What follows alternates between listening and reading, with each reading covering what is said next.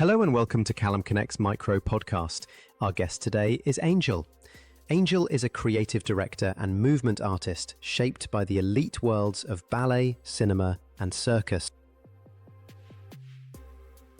One habit or system that's been critical to my success, without a doubt, is discipline.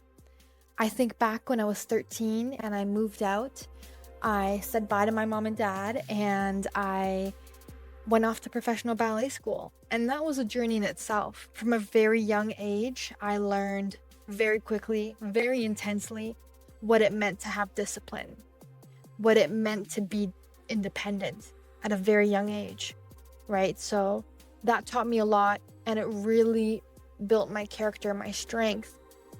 And without discipline, honestly, you cannot have a career as an artist. Or maybe any career. Of course, you can always float by life, but as an artist, if you're trying to really have a career in the arts, you have to have discipline because there's going to be days that you just don't want to do it. I think back on my ballet training, and there were so many days that I would wake up and I'd think, I have no idea how I'm going to get through today. I have no idea how I'm going to get through this 8 hours. If you think of an Olympic athlete training 6 days a week, every week, 40 hours a week, that was my life. I was training at an Olympic level. I think another thing is knowing when to pivot because I didn't end up becoming a ballet dancer. I became a professional dancer. I became a professional aerialist. I became a choreographer, a director, but I didn't just stay in the ballet world, right? So I pivoted and I knew that it was time to expand. So I think, and knowing when it's time to not give up on your dreams, but pivot. And I'm super glad that I discovered the wonderful world of acting. Yes, ballet, but also jazz and contemporary.